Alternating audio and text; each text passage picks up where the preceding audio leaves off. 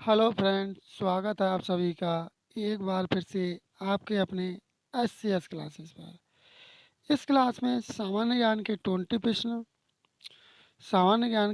प्रश्न और सामान्य हिंदी के 20 प्रश्नों को लिया गया है। आपको यह ज्ञात हो चुका होगा, पता चल चुका होगा कि आपका एग्ज़ाम 4 फरवरी से शुरू होने जा रहा है और इस क्लास में कुल 40 प्रश्नों को लिया गया है। इसलिए आप पेपर को पूरा लगाएं, कहीं से भी आप लोग स्किप ना करें, जो कि ये 2024 के प्रीवियस ईयर के क्वेश्चंस लिए गए हैं इस क्लास में। पहला प्रश्न है कि रण उत्सव की अद्भुत क्षेत्र की प्राकृतिक सुंदरता अन्य प्रसिद्ध पर्यटन स्थलों को बढ़ावा देता है। सर्दियों के मौसम में पूर्णिमा की रात के दौरान सफ़ेद रेत का रेगिस्तान और भी मनमोहक लगता है। जो आप ये ब्लैंक देख रहे हैं, रिक्त स्थान देख रहे हैं, यहाँ पर आपको बताना है कौन सा वाला जवाब आएगा आपका। तो कौन सा वाला आएगा? वह होता है कच्छ का क्षेत्र। यदि आपका जवाब कच्छ का क्षेत्र था तब आपका बिल्कुल सही जवाब होगा। इसमें सबसे पहले जीके जीएस के प्रश्नों को लिया गया है और उसके उपरांत हिंदी के प्रश्न आएंगे। अगला प्रश्न है कि द्रव बहते हैं और आकृति बदलते हैं, वे दृढ़ नहीं होते हैं और इसलिए उन्हें डैश भी कहा जाता है। उन्हें क्या कहते हैं? इसलिए उन्हें तरल कहते हैं। यदि आपका जवाब सेकंड वाला ऑप्शन था तब आपका बिल्कुल सही जवाब होगा। अगला प्रश्न है कि तीव्र आर्थिक विकास के कारण किस वर्ष से भारत की आर्थिक अत्यधिक गरीबी में कमी आने लगी? आपको बताना है कि किस वर्ष से भारत में गरीबी में कमी आने लगी। तब ये किस वर्ष से आने लगी? 1991, 1993, 1994 या 1992 से? ये कब से आने लगी? ये आने लगी 1991 से।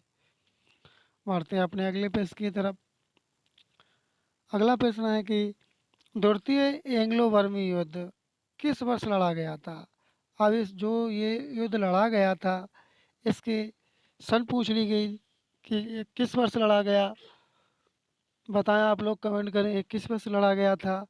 ये आपका लड़ा गया था, कब लड़ा गया था? कमेंट करें फटाफट, कब लड़ा गया था ये युद्ध आपका? ये लड़ा गया था 1852 में। यदि आपका जवाब 1852 था तब आपका बिल्कुल सही जवाब था। बढ़ते हैं अपने नेक्स्ट क्वेश्चन की तरफ। अगला प्रश्न पूछा गया कि भारत में 2010 में राष्ट्रमंडल खेल डैश में आयोजित किए गए थे। तब ये खेल कहाँ आयोजित किए गए थे? ज़्यादातर इस प्रश्न का आप लोग कमेंट बॉक्स में सही जवाब बता रहे हैं। तब ये कहाँ आयोजित किए गए थे? ये नई दिल्ली में इनका आयोजन किया गया था। बढ़ते हैं अपने अगले प्रश्न की तरफ। संपत्तियों के निर्माण के अलावा अन्य उद्देश्यों के लिए किया गया भी है। क्या पहला वाला ठीक है? पहला वाला आपका गलत हो जाएगा। ठीक है। पूंजीगत व्यय के परिणाम स्वरूप भौतिक या वित्तीय परिसंपत्तियों का निर्माण होता है या वित्तीय देनदारियों में कमी आती है। सेकंड वाला ऑप्शन आपका सही होगा। ठीक है, तब देखते हैं पहला वाला जब गलत हो जाएगा तब ये भी कट जाएगा, ये भी और ये भी। तो फर्स्ट वाला आपका जो ऑप्शन है वह आपका बिल्कुल ठीक हो जाएगा, क्योंकि सेकंड वाला कथन आपका ठीक है।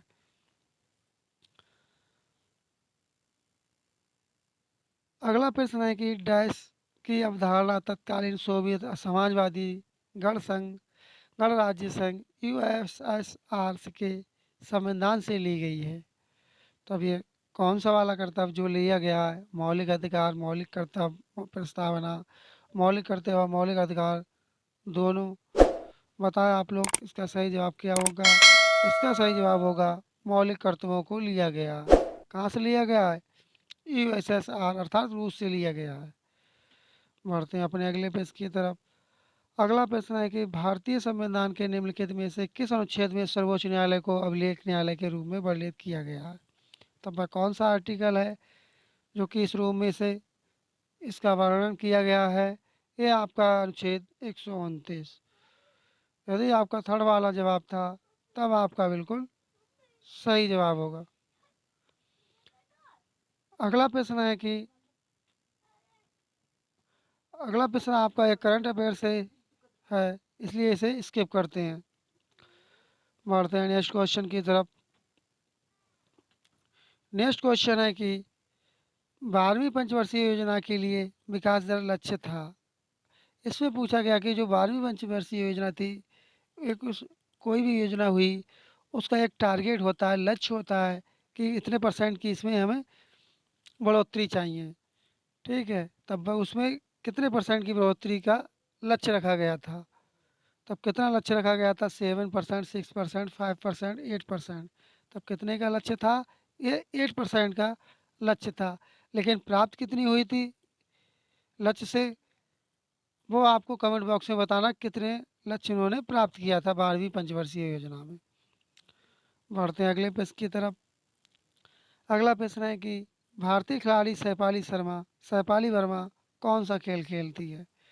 सैफाली जो शर्मा है वह कौन सा खेल खेलती हैं? वो खेलती हैं क्रिकेट। यदि आपका जवाब क्रिकेट था तब बिल्कुल सही जवाब था। बढ़ते हैं अगले प्रश्न की तरफ। अगला प्रश्न है कि स्वतंत्रता के समय देश की लगभग 10% जनसंख्या कृषि पर निर्भर थी। तब कितने जो जनसंख्या थी कृषि पर निर्भर थी? आपको ये बताना है, ये थी 75%। बढ़ते हैं अपने अगले प्रश्न की तरफ। अगला प्रश्न है कि ये करंट अफेयर से इसलिए इसे स्किप करते हैं। अगला प्रश्न है कि मौर्य साम्राज्य का अंतिम शासक निम्नलिखित में से कौन था? तब मौर्य साम्राज्य का अंतिम शासक कौन था? वह था वृत्रस्त। पहला वाला ऑप्शन आपका सही जवाब होगा। अगला प्रश्न है कि भारत के 50वें मुख्य न्यायाधीश के रूप में किसने शपथ ली? तब ये किसने शपथ ली थी? ये ली थी डी वाई चंद्रचूड़ ने। फोर्थ वाला ऑप्शन आपका सही जवाब होगा। अब आपका एक जनगणना से संबंधित प्रश्न है। 2011 की जनगणना के अनुसार किस राज्य की जनसंख्या वृद्धि सबसे अधिक है? अर्थात जो जनसंख्या में जो वृद्धि का परसेंट बढ़ा है वह सबसे ज़्यादा किस राज्य में बढ़ा है? बता किस राज्य में बढ़ा है? ये बढ़ा है मेघालय में। कुछ तो ये कहेंगे इसमें कि उत्तर प्रदेश लगा बैठेंगे, लेकिन प्रश्न को पढ़ने के उपरांत ही ठीक से आपको एग्जामिनेशन में उसका रिप्लाई अर्थात जवाब देना है, करना है आपको। आपको क्लास कैसी लग रही कमेंट बॉक्स में अवश्य बताएं। यदि क्लास आपको अच्छी लग रही है, अभी तक चैनल पर नए हो, चैनल सब्सक्राइब नहीं किए, तब आप चैनल को सब्सक्राइब कर दें और सेशन को शेयर कर लें। कौन सा नृत्य लोक कर्नाटक के कुरवा पुरुषों द्वारा मनाया जाता है? तो वह कौन सा जो कुरवा पुरुषों द्वारा मनाया जाता है वह है डोलू कुनीठा। फोर्थ वाला ऑप्शन आपका सही जवाब होगा। अगला प्रश्न है कि कौन ताल वाद्य यंत्र तबला बजाने के लिए प्रसिद्ध है? तब ये कौन प्रसिद्ध है? ये प्रसिद्ध है अल्लाह रक्का। फोर्थ वाला ऑप्शन आपका सही जवाब होगा।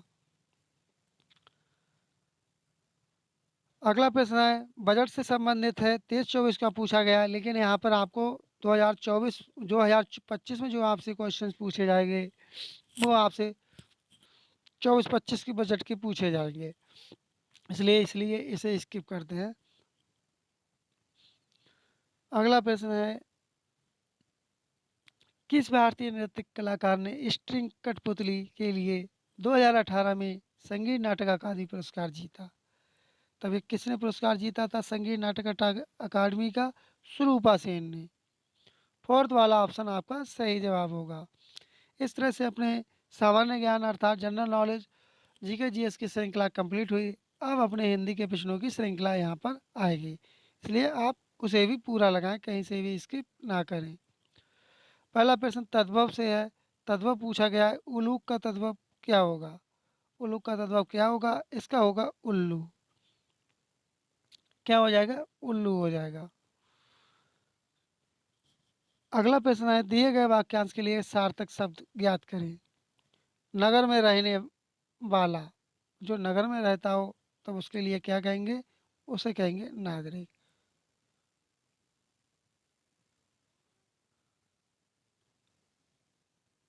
बढ़ते हैं अपने अगले प्रश्न की तरफ। अगला प्रश्न है कि विलोम शब्द पूछा गया, कायर का विलोम क्या होगा? किसका विलोम क्या होगा? कायर का विलोम क्या होगा? बताएं आप लोग, कायर का विलोम क्या होगा? कायर का विलोम होगा वीर। कायर का विलोम क्या हो जाएगा? वीर। अगला प्रश्न है शुद्ध वर्तनी पूछ लिया गया है कि शुद्ध वर्तनी इसकी क्या होगी? शुद्ध वर्तनी क्या होगी, कमेंट करें आप लोग, इसका सही जवाब क्या होगा। शुद्ध वर्तनी इसमें होगी, पहला ही वाला ऑप्शन ठीक होगा। प्रकृति स्वभाव से प्राणियों की सहचरी रही है। बढ़ते हैं अगले प्रश्न की तरफ। अगला प्रश्न है तिनके का सहारा। क्या का सहारा? तिनके का सहारा। मुहावरे का अर्थ बताना आपको क्या होगा इसका। तिनके का सहारे मुहावरे का अर्थ, इसका अर्थ होगा थोड़ी सी मदद। पहला वाला ऑप्शन आपका सही जवाब होगा। अगला प्रश्न है उस विकल्प का चयन करें जो रिक्त स्थान के लिए सही शब्द वाला विकल्प हो। भारत के संतों, फकीरों तथा साहित्यकारों ने सदा सांप्रदायिक एकता का संदेश तथा डैश दिया है। क्या दिया है? ये दिया है, उपदेश दिया है। अगला प्रश्न पर्यायवाची से चेहरा का पर्यायवाची बताना है आपको कि चेहरा का पर्यायवाची क्या होगा। चेहरा का पर्यायवाची होता है आनंद। अब आपको रेखांकित शब्द का अर्थ बताना। विस्मय, खबर सुनकर मैं विस्मय हो गया। तब इसका आपको विस्मय का बताना है क्या होगा। विस्मय का आपका होगा खबर सुनकर मैं विस्मित हो गया, ये आपका होगा। अगला प्रश्न है आपसे तत्सम पूछा गया है। कान का तत्सम क्या होगा। किसका तत्सम? कान का तत्सम क्या होगा। कान का तत्सम होता है कर्ण। सेकंड वाला ऑप्शन आपका सही जवाब होगा। रेखांकित शब्द के लिए सही वर्तनी ज्ञात कीजिए। लिखित, आपको बताना जो लिखित होता है वह किस तरह से शुद्ध रूप में लिखा जाता है। बताएं लिखित किस तरह से शुद्ध रूप में लिखा जाता है। ये आपका लिखा जाता है इस तरह से, जो कि आपका सेकंड वाले ऑप्शन में दे रखा हुआ है। अब आपको विलेखन स्थान की पूर्ति करनी है। मैंने हाल ही में जो कहानी पढ़ी है उसकी डैश बहुत ही अच्छी है। क्या अच्छी होगी? कहानी कौन लिखता है? लेखिका, पाठिका, सजावट या गढ़ाई। तब क्या अच्छी है? लेखिका। उसकी लेखिका बहुत अच्छी, यहाँ पर आपका लेखिका आ जाएगा। अगला प्रश्न है विलोम शब्द है। होशियार का विलोम शब्द आपको बताना कि होशियार का विलोम शब्द क्या होगा। होशियार का विलोम शब्द क्या होगा? होशियार का विलोम शब्द होगा बुद्धिमान। क्या होगा? बुद्धिहीन। होशियार का विलोम शब्द हो जाएगा आपका बुद्धिहीन। बढ़ते हैं अपने नेक्स्ट क्वेश्चन की तरफ। नेक्स्ट क्वेश्चन है कि आपको त्रुटि बताना कि कौन से वाले ऑप्शन में त्रुटि है। एक गाय, दो घोड़े और एक बकरी मैदान में हरी घास पर चर रहे हैं। तब इसका क्या होगा? बताएं आप लोग, सही जवाब क्या होगा। इसका सही जवाब होगा पर चल रहे हैं, जो कि यह आपका गलत तरह से लिखा हुआ है। अगला पर्यायवाची पूछा गया है। पराक्रमी का पर्यायवाची क्या होगा। पराक्रमी का पर्यायवाची क्या होगा? पराक्रमी का पर्यायवाची होगा ओजस्वी। यदि आपका जवाब ओजस्वी था तब आपका बिल्कुल सही जवाब होगा। अब आपको लोकतिक का सही अर्थ बताना। बासी बचे ना कुत्ता खाए। बासी बचे ना कुत्ता खाए, इस लोकतिक का क्या अर्थ होगा? कमेंट करें आप लोग, इसका क्या अर्थ होगा। इसका अर्थ होगा ज़रूरत के अनुसार ही सामान बनाना। पहला वाला ऑप्शन आपका सही जवाब होगा। अब गद्यांश आ चुका है, जो कि आपका एसएससी जीडी के पेपर में गद्यांश होगा। उस गद्यांश से संबंधित आपसे 5 क्वेश्चन पूछे जाएंगे। इस बात का आप विशेष ध्यान रखें। पूछ लिया गया कि धार्मिक व्यवस्था में ऐसे अनेक उदाहरण हैं जहां अत्यंत विषम डैश में भी समानता पर आधारित हैं। तो पहले वाले में आपका क्या आएगा? पहले वाले में आपका आएगा परिस्थितियों। क्या आ जाएगा? परिस्थितियों। पहले वाले में आपका परिस्थितियों आ जाएगा। ठीक है। अब आप जो आप सेकंड वाला देख रहे हैं यहाँ पर आपका क्या आएगा? संघर्ष आएगा, निर्णय आएगा, उदाहरण आएगा। क्या आएगा? मानवता पर आधारित लिए गए हैं। तो क्या लिए गए हैं? ये क्या लिए गए हैं? ये लिए गए निर्णय लिए गए। यहाँ पर आपका निर्णय आ जाएगा। और थर्ड वाले के स्थान पर आप देखेंगे यहाँ पे आपका क्या आएगा? इतिहास में अनेक डैश हैं कि। तब यहाँ पे आपका क्या आएगा? यहाँ आपका आ जाएगा उदाहरण क्या लिए गए? उदाहरण लिए गए हैं। अगला प्रश्न है, फोर्थ के स्थान पर आप देखेंगे यहाँ पे आपका क्या आएगा? युद्ध की स्थिति में भी सेना ने डैश भावना। तब क्या? ये मानवीय, यहाँ पर आपका मानवीय आ जाएगा। और इस क्लास का अंतिम और आखिरी प्रश्न, अंतिम प्रश्न है, भावना और डैश का उदाहरण प्रस्तुत किया है। ये किसने प्रस्तुत किया है? ये किया है नैतिकता ने। इस तरह से अपनी ये जीके जीएस और सामान्य हिंदी के प्रीवियस ईयर के प्रश्नों की श्रृंखला कंप्लीट हुई।